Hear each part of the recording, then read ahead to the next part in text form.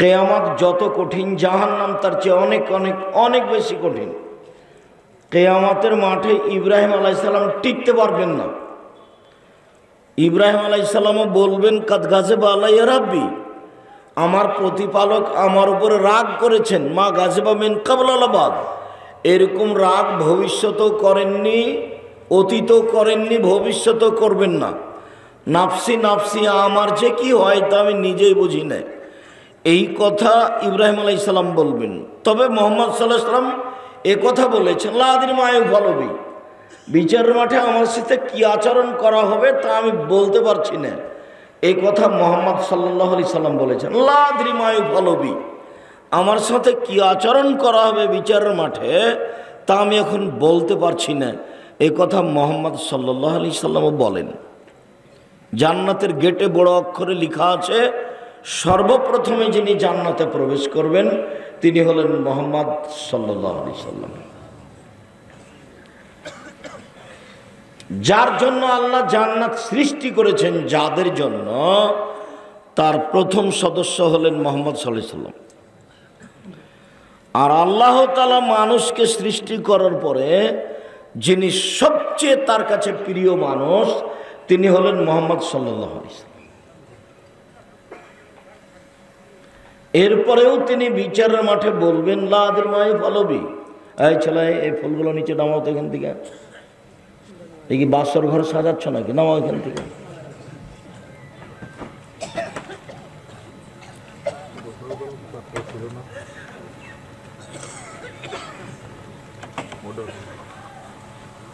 আমার আফসোস হয়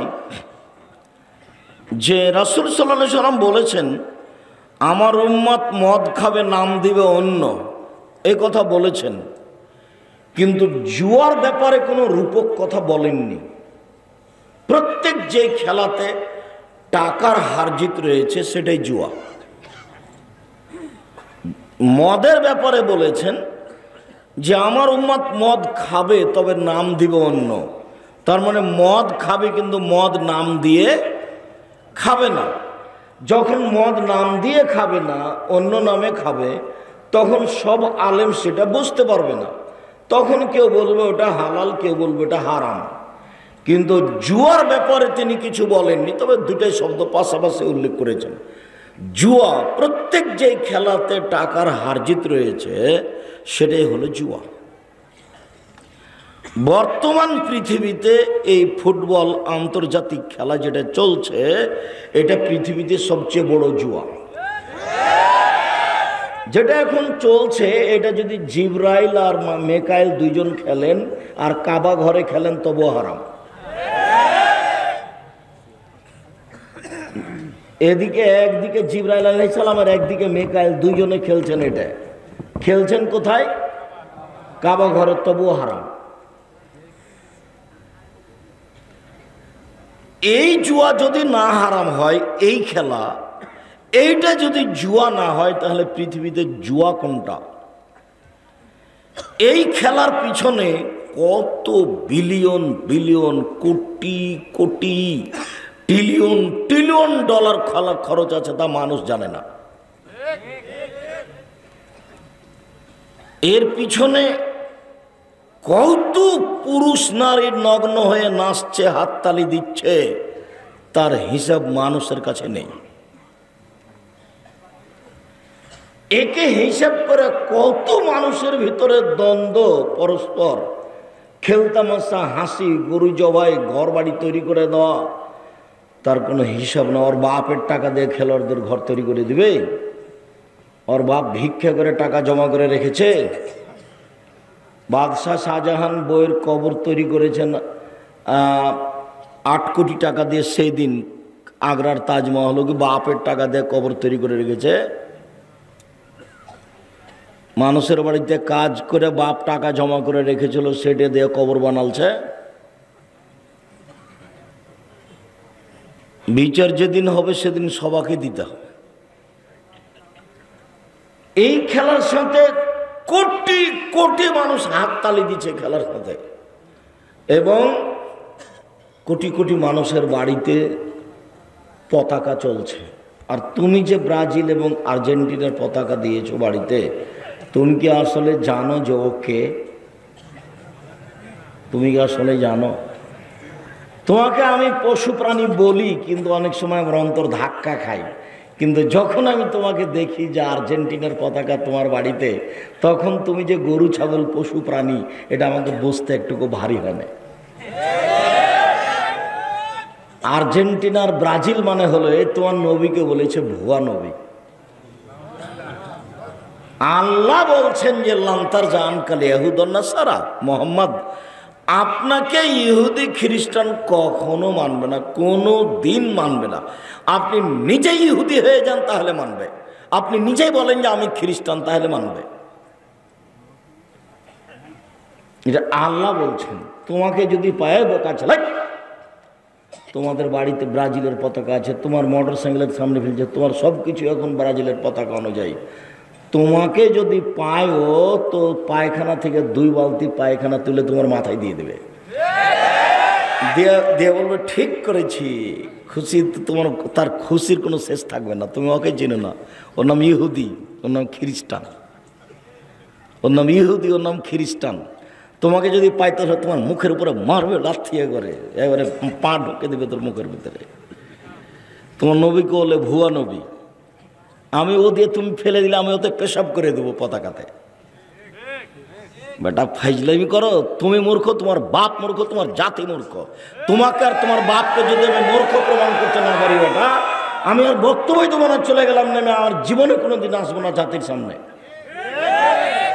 তুমি মূর্খ, তোমার বাপ মূর্খ, তোমার বংশ মূর্খ, তোমার জাতি মূর্খ। তোমাকে কবর দিতে এসছি। সাহস থাকলে দাঁড়াতে বলো তোমার বাপকে, সাহস থাকলে তুমিও দাঁড়াও। তোমার নবী হলো তার কাছে ভুয়া নবী। 1 সেকেন্ডের জন্য তোমার নবী কেউ মানেনি, 1 সেকেন্ডের জন্য, 1 সেকেন্ডের জন্য। আল্লাহ বলছেন মানেনি, বলছে এ যদি নবী হয়তো আমাদের থেকে হবে। নবী হলো আমাদের ঈসা, আমাদের মুসা নবী। এ কেন? এ মানে যুদ্ধের জন্য প্রস্তুতি নেওয়া, এইটা খেলা যায়। ও তাদিবাহুবে এমরাতেহি, স্ত্রীর সাথে খেলা, যুদ্ধের প্রশিক্ষণ নেওয়া, এই 3টা খেলা যায়। এছাড়া পৃথিবীতে সব খেলাকে আল্লাহর নবী বাতিল বললেন, না যায়, হারাম বললেন। তিনি নিজে তার স্ত্রীর সাথে খেলায় প্রতিযোগিতায় নেমেছেন। একদিন স্ত্রীর সাথে দৌড়ালেন, তাতে আয়েশা হয়ে গেলেন জয়ী আর তিনি হলেন পরাজয়ী। আরেকদিন অনেকদিন পরে দৌড়ালেন, তখন আয়েশা রাদিয়াল্লাহু তাআলা আনহা হলেন পরাজয় আর মুহাম্মদ সাল্লাল্লাহু আলাইহি ওয়াসাল্লাম হয়ে গেলেন জয়ী। প্রতিযোগিতা। আবার আল্লাহ রাসূল বলছেন, মাল্লাইভাবে নারদেশির ফাঁকা দাঁত খেলা এদাহফি দামে খিনজির, কেউ যদি বসে বসে সময় কাটে এমন খেলায় অংশগ্রহণ করে, যেমন চৌসার, ছক্কা, লুডু, দাবা, পাঞ্জা, ক্যারামবোর্ড, তাস, গেমস, আরও যত খেলা জন্ম নিয়েছে কিয়ামত পর্যন্ত যত জন্ম নিবে, বসে বসে চলে, সময় নষ্ট হয়, শরীর চর্চা হয় না, এমন খেলায় যদি কেউ অংশগ্রহণ করে, তাহলে সে তার হাতকে শোরের শুকুরের রক্তের মধ্যে ডুবিয়ে দিল। হাদিস মুসলিম। চৌসার, ছক্কা, লুডু, দাবা, পাঞ্জা, ক্যারামবোর্ড, তাস, গেমস, যত খেলা আছে, এসব খেলায় যে অংশগ্রহণ করে সে তার হাতকে শোরের শুকুরের মধ্যে রক্তের মধ্যে ডুবিয়ে দিল। তুমি যদি আসলেই মুসলমানের বাচ্চা হও, তোমার যদি গায়ে রক্ত থাকে, তাহলে আজকে গিয়ে ব্ল্যাকবোর্ডটার উপরে লাথি মেরে ভেঙে ওকে আগুন দিয়ে জ্বালিয়ে দিয়ে ঘুমাবা। আর যদি না করো তাহলে তুমি বলিও যে আমি মুনাফেক, আমি বক্তব্য শুনি মানি না। বলবা যে আমি মুনাফেক। সকালে হাঁটবার বলবে আমি মুনাফেক, আমি বক্তব্য শুনি মানি না। এ পাড়া থেকে ওই পাড়া যাবে আর বলবে আমি মুনাফেক, আমি বক্তব্য শুনি আমি মানি না, আমি মুনাফেক। এভাবে বলবা। হিন্দু তো আসেনি, তুমি তো এসেছো, যদিও আমি হিন্দুকে আসতে বলেছি। আমি যখন কোনো জায়গাতে যাব তখন হিন্দুও যেন আসে, আমি তার কিছু না কিছু উপকার করবই করবো ইনশাল্লাহ। বিশ্বাস করো আল্লাহর কসম, বিশ্বাস করো আল্লাহর কসম, আমি 32 বছরে কোনোদিন অপ্রয়োজনীয় বাক্য বলিনি। 32 বছরে আমি কোনোদিন কেসা কাহিনী বলিনি। 32 বছরে আমি কোনোদিন সরকার বিরোধী বক্তব্য দিইনি। 32 বছরে আমি কোনোদিন কারোর বিরুদ্ধে কথা বলতে যাইনি। 32 বছরে আমি কোনোদিন মানুষের কাছে পথ খরচ পাতেও চাইনি। 32 বছর আমি কোনোদিন নিজের পরিচয় দিইনি। আমাকে যখন চাপ দিয়ে বলেছে যে বিজ্ঞাপন পোস্টারে কী লিখব, তখন আমি বলেছি আমার নাম আব্দুর রাজ্জাক আর আমার বাপের নাম ইউসুফ, বাপ বেটা মিলে আব্দুর রাজ্জাক বিন ইউসুফ।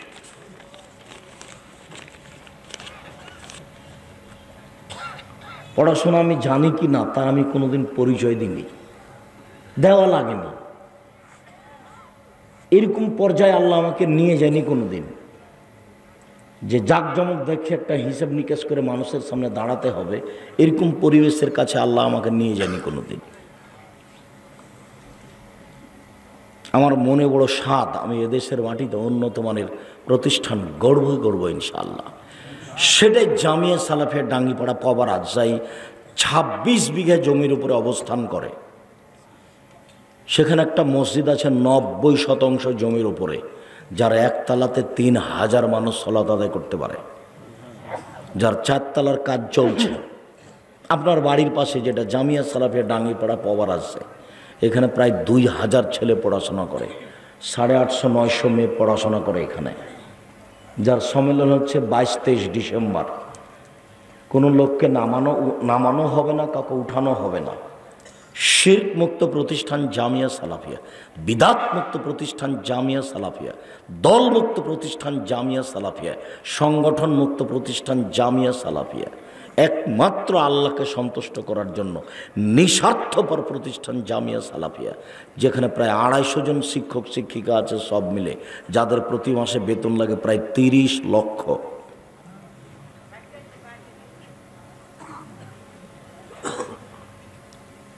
আপনাকে আমি এর জন্য দোয়া করতে বলেছি। আমি বলেছি আল্লাহ, আপনি বলবেন আল্লাহ এটা কবুল করো, জামিয়া সালাফিয়া কবুল করো। বাকি এদেশের প্রায় সব বড় বড় জেলায় জামিয়া সালাফিয়া খুলবো বলে আশা করছি ইনশাআল্লাহ, সময়ের ব্যবধান। জামিয়া সালাফিয়া ডাঙ্গিপাড়া পাওয়া রাজশাহী, জামিয়া সালাফের রূপগঞ্জ নারায়ণগঞ্জ ঢাকা, যেটা 51 বিঘা জমির ওপর অবস্থান করে। জামিয়া সালাফের তেঘরা বিরল দিনাজপুর প্রায় 18 থেকে 20 বিঘা জমির উপর অবস্থান করে। জামিয়া সালাফের 6 মাইল বাবুগঞ্জ বরিশাল, এগুলো চলমান প্রতিষ্ঠান। আরও ফরিদপুর, নোয়াখালী, বিভিন্ন জেলা, চট্টগ্রাম, এসব ডিস্ট্রিক্টে করবো বলে সময় কাটাচ্ছে ইনশাআল্লাহ। জমিও প্রায় রেডি। আমি আপনার কাছে দোয়ার দরখাস্ত রেখেছি, ছেলে মেয়েদের উন্নত মানের শিক্ষা দিয়ে অন্যায়ের বিরুদ্ধে লড়ব, মুখে কলমে মিডিয়ায়। মুখে বলছি, কলমে বই পুস্তক আছে, মাসিক আল ইতেসাম পত্রিকা, এই এলাকায় এজেন্টও আছে। মাসিক আল ইতেসাম পত্রিকায় 12 জন মুফতি আছে, 50টা প্রশ্নের উত্তর আছে। জীবন বাজি রেখে লক্ষ লক্ষ টাকা খরচ করে সঠিক আকীদা আদর্শের আশায়, জান্নাতের আশায়, জাহান্নাম থেকে বাঁচার আশায় এসব পত্রিকার কাজ করে যাচ্ছে। আপনি যদি অনীহা দেখে চলে যান তাহলে এটা ক্ষতিগ্রস্ত হবে না ইনশাআল্লাহ। প্রতি মাসে 30 লক্ষ টাকা বেতন লাগে। প্রত্যেক দিন বিকালে জামিয়া সালাফিয়ায় 20 থেকে 30 থেকে 40 থেকে 50 হাজার টাকা বিল লাগে, লেবার মিস্ত্রি। এমনিতেই চলছে। আপনি দিলেও চলবে, না দিলেও চলবে, কিন্তু আপনি না দিয়ে দুনিয়া থেকে চলে যান, এটা আমি কোনো সময় চাইনি। 10 টাকা আপনি না দিয়ে দুনিয়া থেকে চলে যান, এটা আমি চাইনি। আমি বলেছি পতিতালয়ের মহিলা যদি কুকুরকে পানি পান করিয়ে জান্নাত পেতে পারে, তা আপনি জামিয়া সালাফিয়া 10 টাকা দান করে জান্নাত পাবেন ইনশাআল্লাহ। এটা আমার দৃঢ়তা কাজ করে। বলছিলাম, আবু মুসা আশআরী রাদিয়াল্লাহু তাআলা আনহু বলেন, রাসূল সাল্লাল্লাহু আলাইহি সাল্লাম বলেছেন, লা ইয়াকুনুনা মিন বাদি আকুম ইস্তাহিলুনাল হিরা আল হারিরা আল খামরা আল মাআজিব। অচিরে আমার উম্মত জেনাকে হালাল মনে করবে, অচিরে আমার উম্মত রেশমি কাপড়কে হালাল মনে করবে, অচিরে আমার উম্মত, লাগতে এখানে মেয়ে আছে, এখানে জামাই আছে,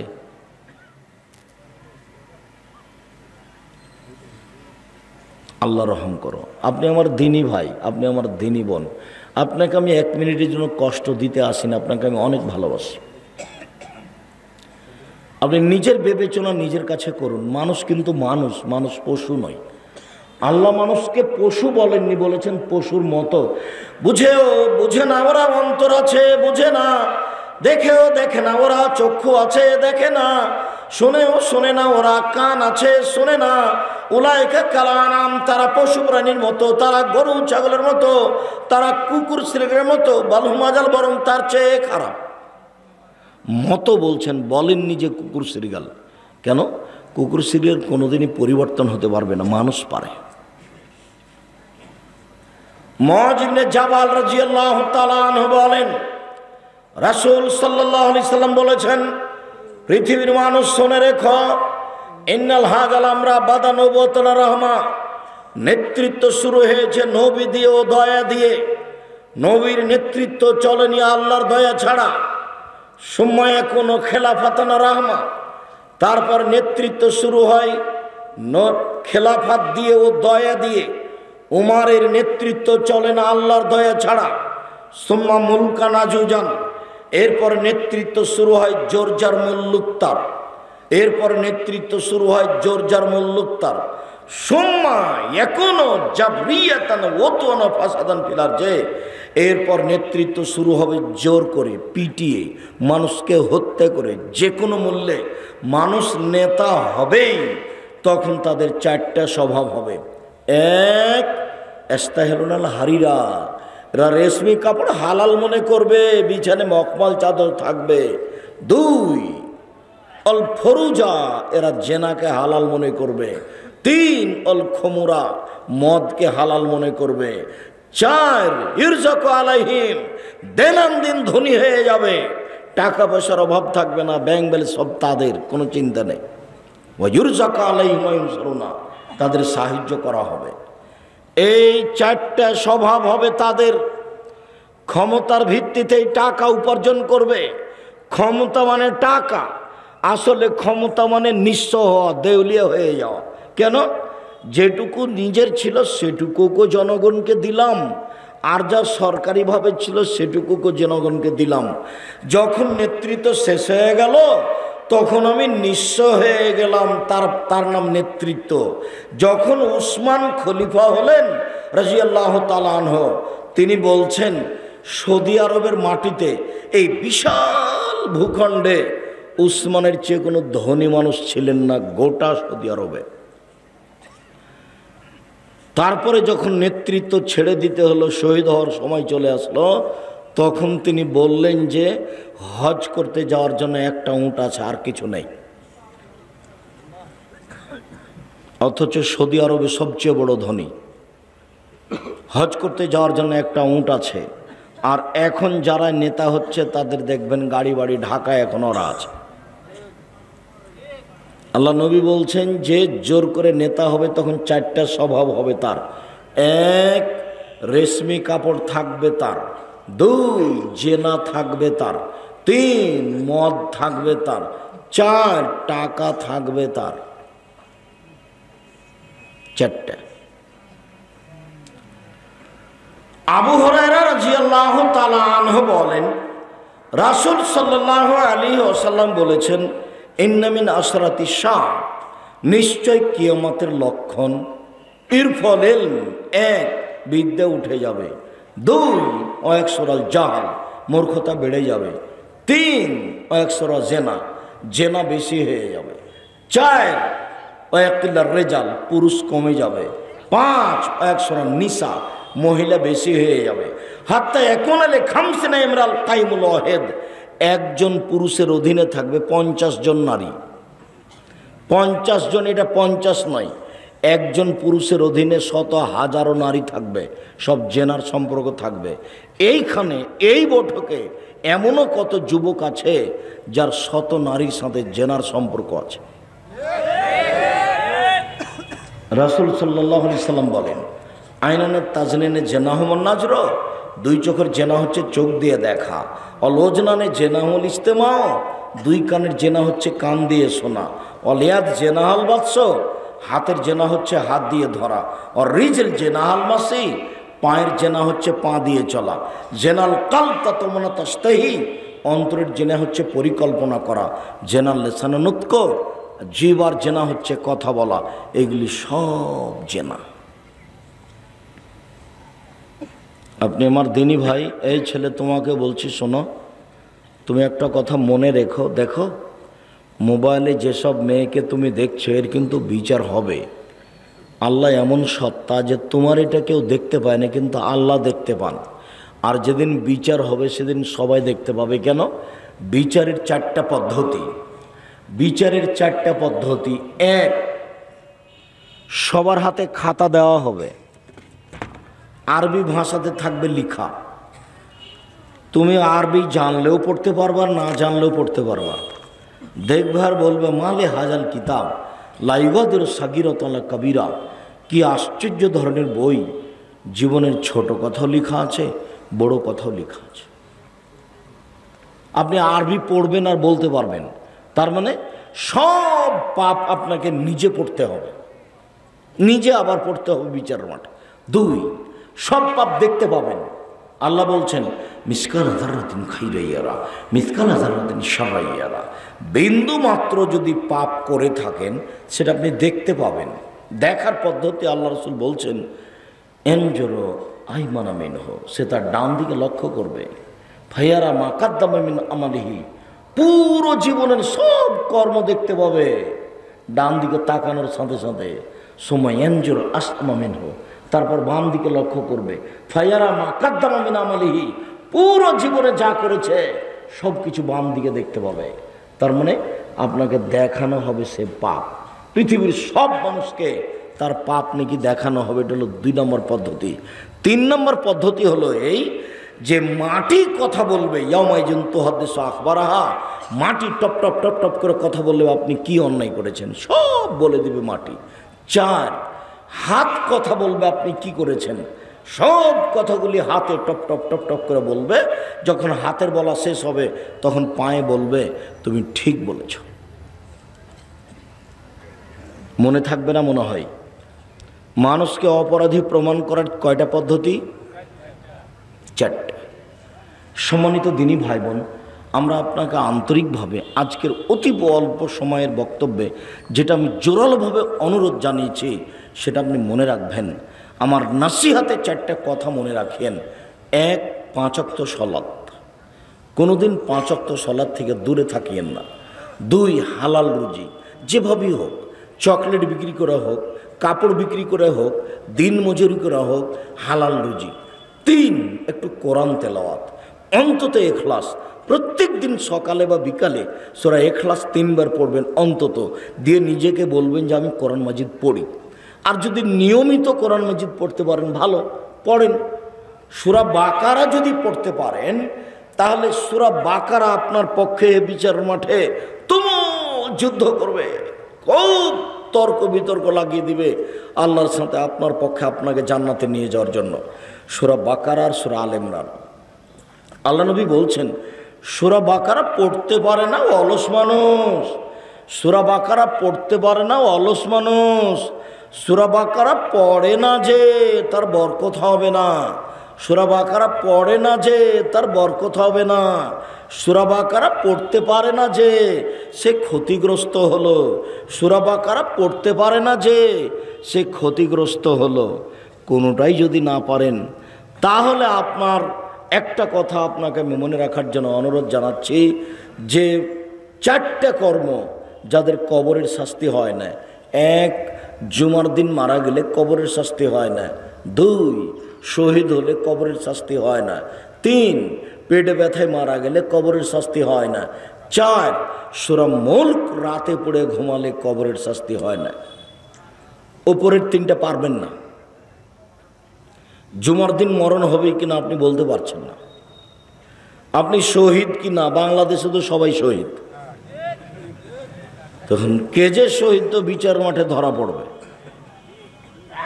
3, পেট ব্যথায় মারা গেলাম, পেট ব্যথায় আমি মারা গেলাম কি না এটা যে কোন ব্যথা তা তো আমি নিশ্চিত বলতে পারছি না। থাকলো সূরা মুলক। সূরা মুলকের 2টা সুবিধা।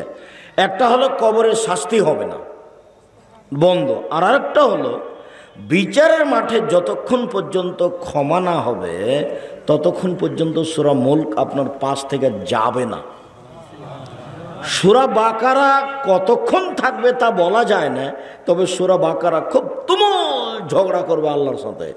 চলে যাবে না কি এক সময়ে, না শেষ পর্যন্ত থাকবে, এই কথা মুহাম্মদ সাল্লাল্লাহু আলাইহি ওয়াসাল্লাম বলেননি। তবে মুহাম্মদ সাল্লাল্লাহু আলাইহি ওয়াসাল্লাম বলেছেন সূরা মুলক ক্ষমা না হওয়া পর্যন্ত যাবে না। যেমনটা তিনি বলেছেন ছোট ছোট বাচ্চা মারা গেলে, ছেলে মেয়ে মারা গেলে যতক্ষণ পর্যন্ত বাপ মায়ের ক্ষমা না হয়েছে ততক্ষণ পর্যন্ত ওই ছেলে মেয়ে ছাড়বে না। যার জন্য বলি যে একটা দুটো ছেলে মেয়ে নিলে হবে? দুটো ছেলে মেয়ে নিয়েছেন তো কয়টা মরবে আর কয়টা থাকবে? 10-12টা ছেলে মেয়ে হলে 2-1টা মারা যাবে, 5-7টা থাকবে। যেমন আপনারা 10-12 ভাই বোন, 2-3 জন মারা গেছে, 5-7 জন আছেন। বেশি ছেলে মেয়ের অনেক সুবিধে, ছেলেই মাত্র একটা, ছেলেই মাত্র 2টা, তো কয়টা মরবে আর কয়টা থাকবে? বড় ভুল এগুলো। ছেলে মেয়ে বেশি নেন, রুজি বেশি হবে, বিচারের মাঠে সফলতা অর্জন করতে পারবেন। সম্মানিত দিনী ভাই বোন, আমি আপনাকে অনুরোধ জানাচ্ছিলাম যে 4টা নসিহতের 4 নম্বর হলেই দোকানে বসে আড্ডা পিটবেন না। যেখানে 2 জন বসে আছে সেখানে বসবেন না। এখানে 2 জন বসে কথা বলছে, আপনি ওখানে যাবেন না। যদি যেতেও হয় জরুরি কারণে, তাহলে দাঁড়িয়ে দাঁড়িয়ে কথা শেষ করে চলে যাবেন। আড্ডা পিটবেন না কোনো সময় 1 মিনিটের জন্য। কখন যে কোন কথা বলে ফেলবেন যার কারণে তাহাজ্জুদ আর টিকতে পারবে না, হজ করে আর আপনি টিকতে পারবেন না। কাজেই আপনি ওই জায়গাতে বসবেন না। 4টা কথা: 1 5 ওয়াক্ত সালাত, 2 হালাল রুজি, 3 কোরআন তেলাওয়াত, 4 2 জন যেখানে বসে আছে সেখানে না বসা, আড্ডা না পিটা। এটা মনে থাকবে না মনে হয়? আপনি চেষ্টা করেন, আপনি সফল হতে পারবেন ইনশাআল্লাহ। রাসূল সাল্লাল্লাহু আলাইহি ওয়াসাল্লাম বলেন, পৃথিবীর মানুষ মনে রেখো, নেশাদার দ্রব্য পান করা এমন একটা জিনিস, এমন একটা পাপ, কেউ যদি একবার নেশাদার দ্রব্য পান করে 40 দিন আল্লাহকে রাজি করতে পারবে না। রাসূল সাল্লাল্লাহু আলাইহি সাল্লাম বলেন, নেশাদার দ্রব্য পান করা এমন পাপ, মান শারাবাল খামরা, কেউ যদি একবার নেশাদার দ্রব্য পান করে, লাম তুকবাল লাহু সালাতুন 40 লাইলা, তাহলে 40 দিন তার নামাজ কবুল হবে না। এরকম পাপ দুনিয়াতে নেই। রাসূল সাল্লাল্লাহু আলাইহি সাল্লাম বলেন, সারবুল খামরি কা আবেদ ওয়াসানিন, নেশাদার দ্রব্য পান করা হচ্ছে মূর্তি পূজার মতো পাপ। সরস্বতী, ভগবতী, কালী, দুর্গা এদের পূজা করলে যেমন পাপ হয়, নেশাদার দ্রব্য পান করলে তেমন পাপ হয়। রাসূল সাল্লাল্লাহু আলাইহি সাল্লাম বলছে, কোনো পাপকে এভাবে মিলানো নেই। চুরি হোক, জেনা হোক, ডাকাতি হোক, সুদ হোক, ঘুষ হোক, কোনো পাপকে এইভাবে উল্লেখ করা হয়নি যেটা নেশাদার দ্রব্যকে বলা হয়েছে। রাসূল সাল্লাল্লাহু আলাইহি ওয়াসাল্লাম বলেন, পৃথিবীর মানুষ শুনে রেখো, 3 শ্রেণীর মানুষ জান্নাতে যাবে না। 1 মধুমিলন খামর, যারা নিয়মিত বিড়ি, তামাক, জর্দা, সিগারেট, গুল, নেশাদার দ্রব্য খায়, পান করে, তারা জান্নাতে যাবে না। 2 ও রাজলাতু মিনান নিসায়, পুরুষের বেশধারী নারী জান্নাতে যাবে না। যারা পুরুষের জুতা স্যান্ডেল পরে, যারা পুরুষের শার্ট প্যান্ট পরে, যারা পুরুষের পোশাক পরে, যারা গেঞ্জি গায়ে দিয়ে চলে, ওরা জান্নাতে যাবে না। 3 ও দায়ুস আল্লাযী ইকরু ফি আলাল খাবাসা, যে তার বাড়িতে বেহায়ার সুযোগ দিয়েছে, ও জান্নাতে যাবে না। রাসূল সাল্লাল্লাহু আলাইহি ওয়াসাল্লাম বলেন, 3 শ্রেণীর মানুষ জান্নাতে যাবে না। 1 আক্কুন, বাপ মাকে মানে না যে। 2 মধুমুল খামরে, নেশাদার দ্রব্য পান করে যে। 3 মুকাদ্দিবুল বিল কাদারে, ভাগ্যকে অস্বীকার করে যে ভাগ্যকে অস্বীকার করে সে জান্নাতে যাবে না। রাসূল সাল্লাল্লাহু আলাইহি সাল্লাম বলেন, 3 শ্রেণীর মানুষ জান্নাতে যাবে না। 1 আক্কুন, বাপ মাকে মানে না যে। 2 মদ খায় যে। 3 মুসাদ্দিকুন বিসসিহরে, জাদুকে বিশ্বাস করে যে। জাদু খেলাও হারাম, জাদু দেখাও হারাম। মোবাইলের অপর নাম জাদু। মোবাইলের অপর নাম কি?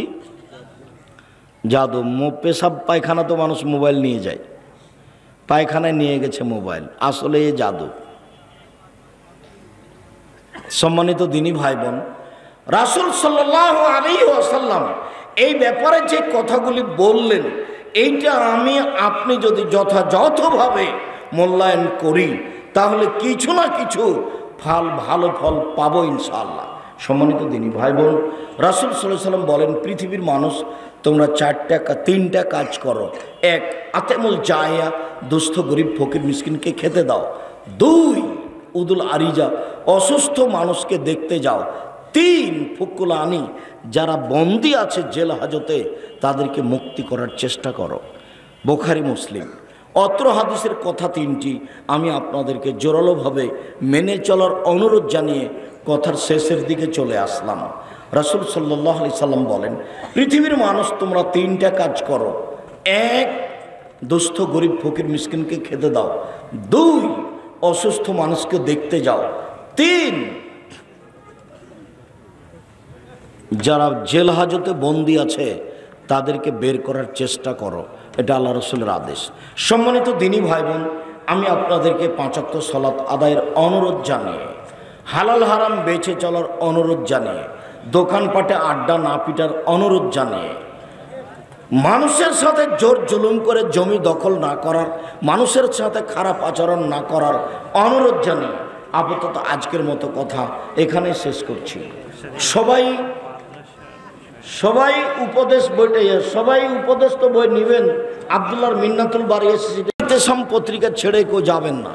আর এটা মাদ্রাসা আদায় করছিল, আপনারা জানেন। কেউ খালি হাতে যাবেন না, সম্ভবপর সহযোগিতা করে যাবেন। আর সলাতের উপরে বইটা নতুন বের হয়েছে, আমি যে আলোচনা করছিলাম সেটা উপদেশ বই আছে। আমি দিনী ভাই বোনকে উপদেশ বই সহ অন্যান্য যত বই আছে, বিশেষভাবে মাসিক আল ইতিসাম পত্রিকা, সব বইগুলি সংগ্রহ করার অনুরোধ জানাচ্ছি। কয়েকটা জিজ্ঞাসা,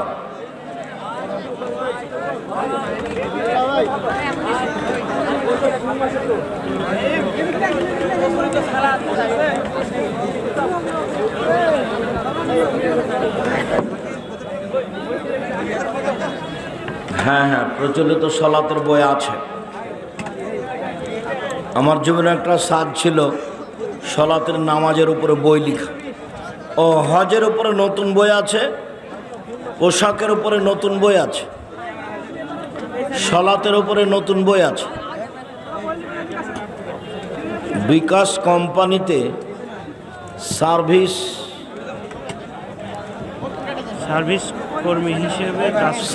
কর্মী হিসেবে কাজ করি। আমার কাজ হলো QR কোড এর স্টিকার লাগানো ও ছবি তোলা। এ কাজ করে টাকা উপার্জন কি হালাল হবে? জি না, হালাল হবে না। আমি জেনারেল লাইনের ছাত্র। আমি কিভাবে জ্ঞান অর্জন করে দিনের দায়ী হতে পারবো? বেশি বেশি বাংলা বই চর্চা করো। এমনিতে কেউ খালি হাতে যাবেন না, টাকা না থাকলে একটা পত্রিকা হাতে নিয়ে যাবেন।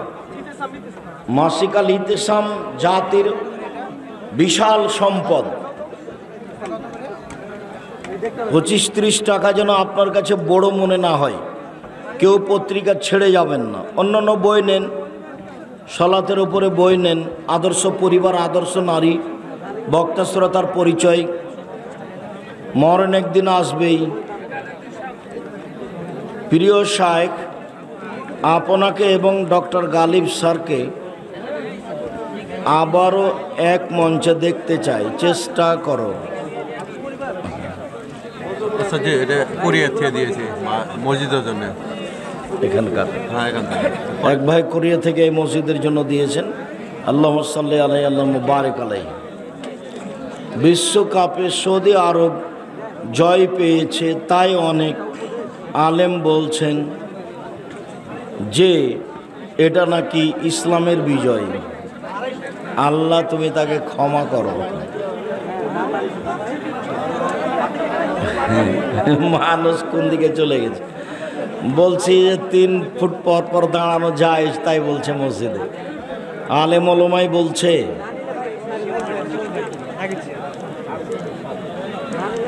বর্তমানে আহলে হাদিস সমাজে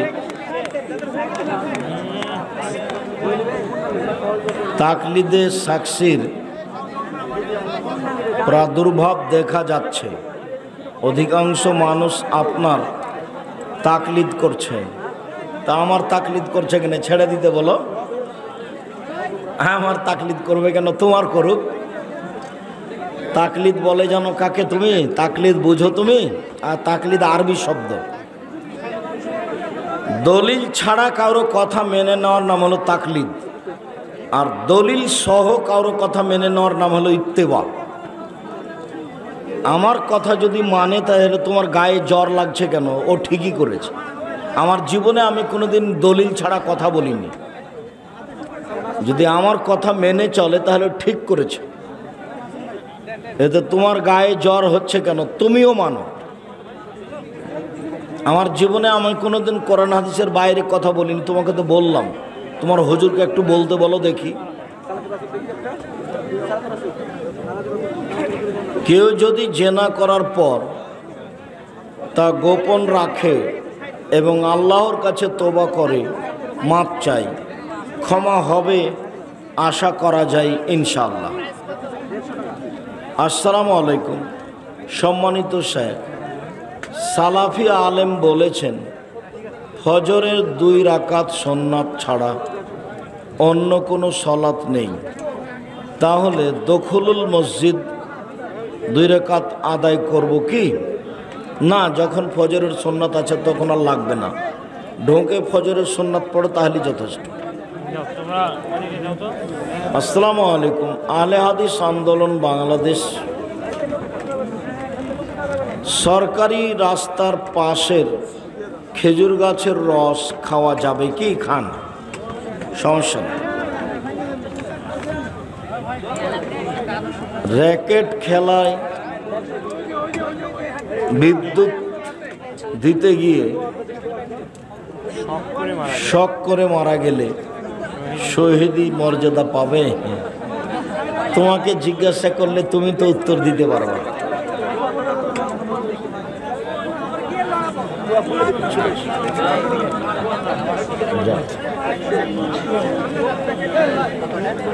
আসরের সলাতে প্রথম বৈঠকে দরুদ পড়া যাবে কি? দরুদ পড়া লাগবে না, পড়ে ফেললে কোনো সমস্যা নেই। আসর, জোহর, এশা, মাগরিব প্রথম বৈঠকে শুধু আত্তাহিয়াত। কেউ যদি দুরুদ পড়ে ফেলে তাহলে কোনো সমস্যা নেই, পড়া লাগবে না। ফরজ সালাতে মহিলাদের ইকামত দিতে হবে কি? হবে, জরুরি। দিনী ভাই বোন, আমি সবাইকে বইগুলি সংগ্রহ করার জন্য অনুরোধ জানাচ্ছি। আমাদের কথা এবং কলমের মধ্যে ফাঁক না রাখার আমরা চেষ্টা করি। আর মাসিকাল ইতেসাম পত্রিকা ছাড়া কেউ যাবেন না। ধান যদি 20 মণের কম হয় তাহলে ওসর দিতে হবে না 80 ওজনে। আর কেজির ওজনে 18 মণ 30 কেজি হলে 20 ভাগের 1 ভাগ ওসর দিতে হবে। 18 মণ 30 কেজি। আমরা এক মায়ের পেটের 3 ভাই, 3 জনের আলাদা সংসার। আমরা কি একসাথে কুরবানি দিতে পারবো? জি না, 7 ভাগে কুরবানি চলে না, ব্যক্তিগতভাবে কুরবানি দিতে হবে। আমার সন্তানেরা বড় হয়েছে, একজনের বয়স 26, একজনের 22। তাদের কি এখন আকিকা দেওয়া যাবে? 7 দিনের পরে আকিকা নেই। গরু দিয়ে আকিকা চলে না, উট দিয়ে আকিকা চলে না, 7 দিনের আগে পরে আকিকা চলে না। বেতরের নামাজের নিয়ম কি? 1 রাকাত। কেউ যদি কোনো দিন দোয়া কুনুত পড়তে চায়, ও ক্যালেন্ডার আছে? ক্যালেন্ডারের কথা যে আমাকে বলনি। জামিয়া সালাফের পক্ষ থেকে ক্যালেন্ডার নিয়ে যাবেন সবাই। এসব পয়সা যেন আপনার কাছে বড় মনে না হয়। এমনি পয়সা খরচ হয়ে যাবে। কত করে ক্যালেন্ডারগুলো?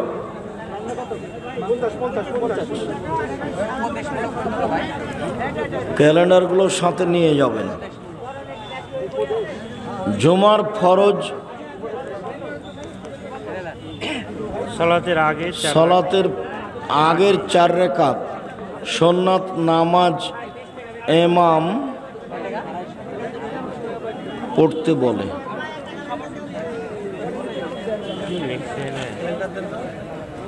তারাবি ও তাহাজ্জুদের পার্থক্য কি? তারাবি তাহাজ্জুদ একই, কোনো পার্থক্য নেই। শেখ আমি গরু লালন পালন করি, প্রায় আমার কাপড়ে গরুর পেশাব পায়খানা লেগে থাকে, এতে নামাজের ক্ষতি হবে কি? ক্ষতি হবে না, আপনি পরিষ্কারের চেষ্টা করবেন। শায়েখ আসসালামু আলাইকুম, আমার নাম নাজমুল, এ নাম কি ইসলামিক? নাজমুল নামের অর্থ কি? নাজমুল হক হতে হবে। নাজম মানে হলো তারা, নাজমুল হক সত্যের তারা, সত্যের আলো। শুক্রিয়া। আরো কেন, এত কেন? শেষ। কোরআনে হাত রেখে শপথ রাখলে সে কি জাহান্নামে যাবে? শপথ রাখতে হবে না কোরআনে হাত রেখে। জাহান্নামে যাওয়া না যাওয়া যদি কারো অর্থ সম্পদ নিয়ে নেয় কসম করে, বা কাউকে জেল হাজত দেওয়ার জন্য কসম করে, তাহলে জাহান্নামে যাবে, তাছাড়া নয়। আপনার মাদ্রাসায় কি অনাবাসিকভাবে ক্লাস করতে ভর্তি পরীক্ষা, আবাসিক অনাবাসিক সবাকে ভর্তি পরীক্ষা দিতে হবে। 1 ডিসেম্বর থেকে 30 ডিসেম্বর ফরম, আর 1 জানুয়ারি ভর্তি। দেশ বিদেশের আলেম ওলামা আছে, যারা বিদেশি আলেম তাদের অনেক বেতন। কয়েকজন বিদেশি আলেম আছে। কালো টুপি ও পোশাক পরিধান করা যাবে কি? কালো পোশাক যাবে, তবে না করাই ভালো। কেন? শিয়ারা এখন কালো পোশাক পরে, কালো টুপি পরে। কালো পোশাকে সমস্যা নেই, কিন্তু শিয়ারা এটাকে বাছাই করেছে, যার কারণে এটা না পরাই ভালো। মোনাজাত কোন কোন জায়গায় করা যাবে? কবরস্থানে গিয়ে যাবে একাই, বিপদে পড়ে যাবে, ছেলে মেয়ের জন্য যাবে, চন্দ্র সূর্য গ্রহণে যাবে, কবরস্থানে গিয়ে যাবে, হজ করতে গিয়ে পরের 2 দিন পাথর নিক্ষেপ করার পরে যাবে। 24টা জায়গায় হাত তুলে দোয়া করার কথা আছে, আইনে রাসূল সাল্লাল্লাহু আলাইহি সাল্লাম বই আছে। আর যেটা সালাতের উপরে বই, যেটা রাসূল সাল্লাল্লাহু আলাইহি সাল্লামের সালাত প্রচলিত, সালাত বনাম রাসূল সাল্লাল্লাহু আলাইহি সাল্লামের সালাত, এতে 24টা জায়গায় উল্লেখ আছে হাত তুলে দোয়া করার।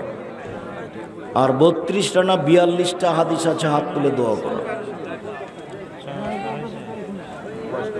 ফজরের সালাতের পর তাসবিহ না পড়ে তালিম করা যাবে কি? যাবে। কোরআনে হাত রেখে হিন্দু বাড়ি ইফতার করা যাবে কি? হিন্দু বাড়ি ইফতার করা যাবে কি? হিন্দুদের বাড়িতে ইফতার করা যাবে, ওদের জবে করা খাওয়া যাবে না। হিন্দুদের টাকা পয়সা নিয়ে ইফতার করতে পারেন, হিন্দুদের খাদ্য দিয়ে ইফতার করতে পারেন, সমস্যা নেই। ওদের জবে করা প্রাণী খাওয়া যাবে না। আমার শ্বশুরের 2টি শুধুমাত্র মেয়ে আছে, কিন্তু কোনো ছেলে নাই। তুমি জমির ভাগ নিবা সেরকম বলছো নাকি? এখন ভাতিজারা সম্পত্তির ভাগ কেমন করে পাবে? তো তোমার শ্বশুরের 2 মেয়ে অর্থ সম্পদ যা আছে তা 3 ভাগের 2 ভাগ নিয়ে নেবে, আর 1 ভাগ তার ভাতিজা ভাতিজেরা সমান হারে ভাগ করে নেবে। তখন আর ডবল আর অর্ধেক নয়, তোমার স্ত্রী আর তোমার ভাইয়ের স্ত্রী 2 জন মিলে নেবে 3 ভাগের 2 ভাগ, আর বাকিটা তার ভাতিজা ভাতিজিরা সমান হারে ভাগ করে নেবে। আমরা কৃষক, ফসলে ঔষধ দিয়ে বলে থাকি ফসল ভালো হবে, এটা বলা যাবে কি? ফসল ভালো হবে ইনশাআল্লাহ বলতে হবে, ইনশাআল্লাহ, তাহলে এটা ঠিক হয়ে গেল। আমি একজন মুয়াজ্জিন, আজান দিয়ে টাকা নেওয়া যাবে কি? যাবে, নেন। অনেক মানুষ আছে যারা 5 ওয়াক্ত সালাত আদায় করে, আবার সালাত শেষ হলে দোকানে গিয়ে টিভি দেখে, তাদের সালাত কবুল হবে কি? হালাল রুজি হলে কবুল হবে, আর এতে পাপ হবে। আমি বিদাতিকে সালাম দেই না, মন থেকে সালাম আসে না, তাহলে কি আমি অহংকারী? আপনি অহংকারী নন, তবে সালাম দিতে হবে। যে আগে সালাম দেয় সে সবচেয়ে ভালো, আর যে সালাম দিতে দেরি করে ও কৃপণ। একটা বাচ্চা যে দুধ খাওয়া ছেড়ে দিয়েছে, এরকম বাচ্চা পেশাব করে দিয়েছে, কাপড় ওইভাবে সালাদ পড়ছে, এখন পরবর্তীতে বেশ কিছুদিন পরে মনে হয়েছে এই বিষয়টা বা জানতে পারছে, এই অবস্থানে এখন এই সালাদটা কি করবে? দীর্ঘদিন যাবৎ ছেলের পেশাবের কাপড়ে সালাত আদায় করেছে, এখন কি করবে? এখন তো অনেক দিন হয়ে গেছে, আর এরকম করবে না, আর এই সালাতের জন্য ক্ষমা চাইবে। এই সালাত হয়নি, এগুলো পুনরায় আদায় করার কোনো পথ নেই। যদি 2-1 ওয়াক্ত এরকম যায়, 2-1 ওয়াক্ত আদায় করবে, আর যদি ওয়াক্ত বেশি হয়ে যায় ক্ষমা চাইবে। শুকরিয়া, জাযাকুমুল্লাহ খায়ের। আমরা আপনারা আমার দিনী ভাই বোন অনেক কষ্ট করে দূর দূরান্ত থেকে এসে প্রোগ্রামটা বাস্তবায়ন করার চেষ্টা করলেন। আল্লাহ আপনাদেরকে জাযায়ে খায়ের দান করুক। আল্লাহুম্মা